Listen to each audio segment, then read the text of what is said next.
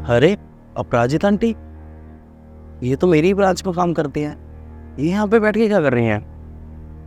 पता लगाता हूँ। अरे अपराजिता आंटी, आप यहाँ पर? मैं ब्रांच में भी गया पर आप मेरे को ब्रांच में नहीं मिले, और ये सिक्योरिटी गार्ड की ड्रेस पहन रखी है, मुझे कुछ समझ में नहीं आ रहा। सर मैंने आपके यहाँ से नौकरी छोड़ दी है और मैं इस बिल्डिंग में ना गार्ड की नौकरी करती हूँ। आंटी आप ये सब क्या बोल रही हैं? आप तो इतनी पढ़ी लिखी हो, क्लर्क की जॉब छोड़कर ये यहाँ पर सिक्योरिटी गार्ड की जॉब, मुझे कुछ समझ में नहीं आ रहा, कुछ समझाएंगे आप? सर क्लर्क की नौकरी करके किसी के जूते साफ करने पड़े तो उससे अच्छा तो मेरे लिए यही है ना कि मैं किसी बिल्डिंग में गार्ड की नौकरी कर लूँ। सर इसमें कम से कम मेरा आत्मसम्मान तो जिंदा रहेगा ना। आंटी आप कुछ बोलेंगे कि आप कहना क्या चाहती हैं? प्लीज मुझे साफ साफ बताइए। सर दरअसल बात ये है, मैम ये फाइल मीटिंग स्टार्ट करते हैं। मीटिंग तो होती रहेगी, और ये फाइल वाइल ना साइड में रखो। पहले मेरे ये शूज साफ कर दो, बहुत गंदे हो रहे हैं। मैं ऑफिस में ऐसे शूज देके तो जा नहीं सकती हूँ ना, तो प्लीज फटाफट से फाइल साइड रखो और मेरे शूज ना अच्छे से साफ।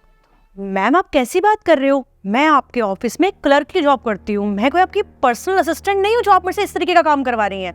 हबे ओए, तू अपनी औकात से ज्यादा नहीं बोल रही है?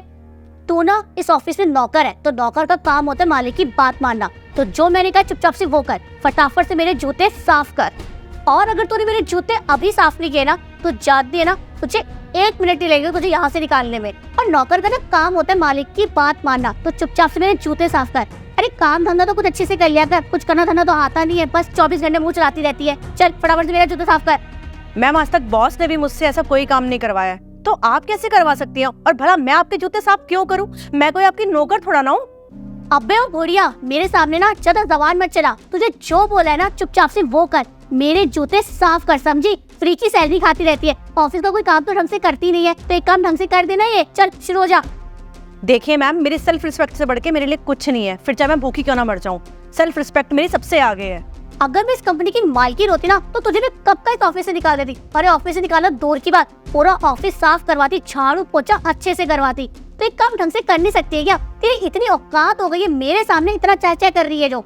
आए दिन तेरे खानदान में ना कोई बीमार होता रहता है और फालतू की छुट्टियां लेती रहती है।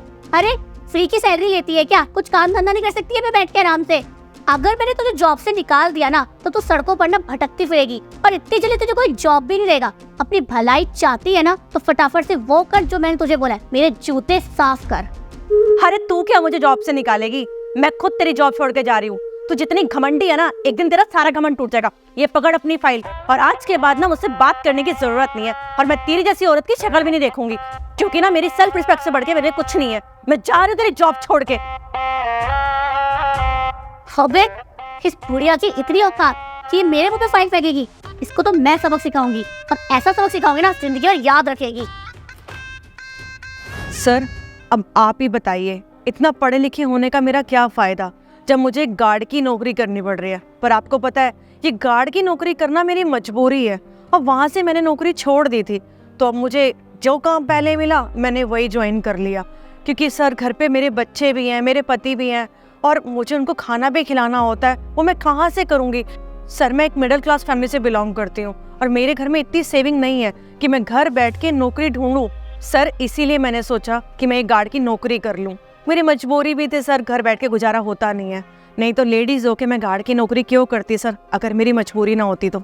माफ़ कीजिएगा, मुझे ये सब पता ही नहीं था कि मेरे पीठ पीछे मेरे ऑफिस में ये सब चल रहा है। दरअसल बात ऐसी है ना कि मैं ज़्यादातर अपनी दूसरी वाली ब्रांच में रहता हूँ, इस वजह से मुझे नहीं पता था। लेकिन अब मुझे पता चल चुका है कि जिन लोगों के हाथ में मैंने अपनी मैनेजमेंट संभालने के लिए दी है वो लोग तो काफ़ी घटिया है। लेकिन आंटी जी आप चिंता मत कीजिए, मैं आपका हक आपको ज़रूर दिलवा के रहूँगा, क्योंकि आप हमारे ऑफिस की सबसे पुरानी और सबसे सीनियर एम्प्लॉय हैं। Thank you so much sir. Aunty thank you कहने की आपको ज़रूरत नहीं है, बल्कि शुक्रिया अदा तो हमें आपका करना चाहिए, जो आपने इतने सालों से वफादारी से हमारी कंपनी में काम किया और हमारी कंपनी को आगे बढ़ाने में साथ दिया। और जब अब आपके साथ इतना अन्याय हो रहा है तो मैं कैसे चुप हो सकता हूँ? मैं आपके लिए ज़रूर स्टैंड लूँगा, आप परेशान मत होइए, आपकी जॉब आपको ज़रूर मिलेगी। आप सिर्फ मेरी कॉल का इंतज़ार करना। ठीक है सर, मैं आपकी कॉल का इंतज़ार करूँगी। ठीक है आंटी जी, मैं चलता हूँ। हाँ जी सर, आपने मुझे बुलाया? हाँ ईशू, मैंने तुम्हें बुलाया है। जी बोलिए सर। कल से ऑफिस आने की ज़रूरत नहीं है, तुम जा सकते हो। क्या मुझे ऑफिस आने की जरूरत नहीं है? मैं कुछ समझी नहीं सर। बिल्कुल सही कह रहा हूँ ईशू, तुम यही डिजर्व करती हो। सर आप ही कैसे कह सकते हैं मैं डिजर्व नहीं करती? इवन मैं ही इस कंपनी में सबको डिजर्व करती हूँ। देखो सीधी सीधी बात यह है कि तुमने अपराजिता मैम के साथ बदतमीजी करी। और तुम मुझे एक बात बताओ, तुम्हें किसने अधिकार दे दिया अपराजिता आंटी के साथ ऐसी बदतमीजी करने की? हाँ, तुम्हें पता है आज तुम्हारी वजह से अपराजिता मैम ने यहाँ से जॉब छोड़ दी है और आज एक मामूली सी जॉब कर रही है, वो सिक्योरिटी गार्ड की। तुम्हें शर्म आनी चाहिए अपने ऊपर। सर आप मुझे उस बुढ़िया के लिए सुना रहे हो? अरे वो बुढ़िया ना किसी काम की नहीं थी, कोई काम धंधा तो उसको आता था नहीं, फ्री की रोटी तोड़ती थी यहाँ पे और फ्री की सैलरी लेती थी बस। पर सर मुझे समझ नहीं आ रहा कि आपने उस बुढ़िया को रखा ही क्यों था? अरे आपको उस बुढ़िया को रिप्लेस करके ना एक यंग एम्प्लॉय रखना चाहता जो वेल एजुकेटेड हो। ऐसा एम्प्लॉय नहीं जो 3-4 साल बाद रिटायर हो जाए और हमारी कंपनी को नुकसान हो जाए। अरे ऑफिस का काम तो छोड़ो सर, पर्सनल काम बोलती हो ना वो भी नहीं करती थी, मुंह बनाती थी। अच्छा वो मेरे एक ही बारी बोलने से ना वो यहाँ से चली गई और मुझे अच्छे से पता है सर आप भी उसको निकालना चाहते थे, बस आप बोल नहीं पा रहे थे। बस फाइनली मैंने ये काम कर दिया और वो बला यहाँ से चली गई। मिस ईशू, मैं आपकी जानकारी के लिए बता दूं कि आप इस कंपनी में सिर्फ कुछ महीनों से हैं और वो बहुत सालों से, और आपको तो अपने से बड़े एम्प्लॉयज से बात करने की तमीज़ तक नहीं है। और तुम्हें पता है वो एज में कम से कम तुमसे 10-15 साल बड़ी है। कोई अपने से बड़े से इस तरीके से बात करता है जिस तरीके से तुमने उसके साथ ट्रीट किया? शायद तुम इंसानियत भूल चुकी हो ईशू। तुम ये भूल गई हो कि जवानी और बुढ़ापा इंसान के एक पार्ट है, और अगर आज वो बूढ़ी है ना तो कल को तुम्हारा भी बुढ़ापा आएगा, और तब तुम्हारे साथ कोई ऐसा व्यवहार करेगा तो तुम्हें कैसा लगेगा? हाँ, बुरा लगेगा ना। और एक बात बताओ मुझे, तुम्हारे फादर भी तो कहीं जॉब करते होंगे ना, और अगर वहाँ पर उनसे कम उम्र का कोई व्यक्ति उनसे बदतमीजी से बात करे और उनको वहाँ से जॉब से निकाल दे तो तुम्हारे फादर को कितना बुरा लगेगा? हाँ, अरे अपने फादर की छोड़ो, अगर ये बात तुम्हें पता चलेगी ना तो तुम्हें भी बहुत गुस्सा आएगी। तो सोचो, तुमने भी किसी के साथ ऐसी हरकत की है। एक कंपनी में एक सीनियर एम्प्लॉय का होना बहुत ज़रूरी होता है, क्योंकि वो एम्प्लॉयज़ उस कंपनी के मेन पिलर होते हैं। पर तुम्हें ये बात समझ में नहीं आई और तुमने उनके साथ बदतमीजी करी। सिर्फ बदतमीजी नहीं करी, तुमने तो बल्कि उनको जॉब से निकालने की भी धमकी दी। इवन तुमने उनसे ये तक कह दिया कि अगर उन्हें तुम्हारा पर्सनल काम करना है तो ही इस कंपनी में वो रह सकते हैं, वरना वो यहाँ से जा सकते हैं। हाँ इशू, इसलिए हमें अपने से बड़े एम्प्लॉयज़ की कदर करनी चाहिए, उनकी इज्जत करनी चाहिए, तभी हम लाइफ में कुछ अचीव कर पाएंगे। अगर हम उनसे बदतमीजी से बात करेंगे ना तो हमें सीखने को उनसे कुछ नहीं मिलेगा, और फिर उसके बाद हमारे पास पछतावे के अलावा और कुछ नहीं रह जाएगा। और ज़िंदगी का पहला पछतावा तुम्हें आज मिल रहा है, कल से जॉब पे आने की ज़रूरत नहीं है। जा सकते। I am really sorry sir, मुझसे बहुत बड़ी गलती हो गई।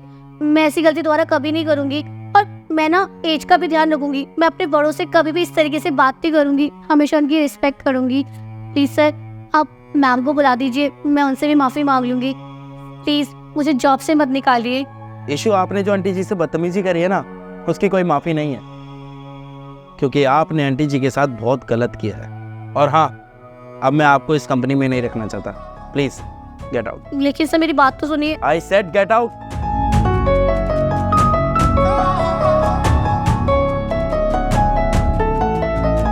हाय गाइस, उम्मीद करता हूँ आपको वीडियो पसंद आई होगी, और हर बार की तरह इस वीडियो में भी हमने आपको जागरूक करने की कोशिश की है, और हमारा जो उद्देश्य है वो यही है कि आप लोगों को वीडियो अच्छी लगे और साथ में आप हमारी वीडियो को शेयर भी करें ताकि समाज के अंदर एक पॉजिटिव चेंज देखने को मिले। बाकी हमें आप फॉलो कर लीजिए इंस्टाग्राम पे, मेरी आईडी है विनय शर्मा 989।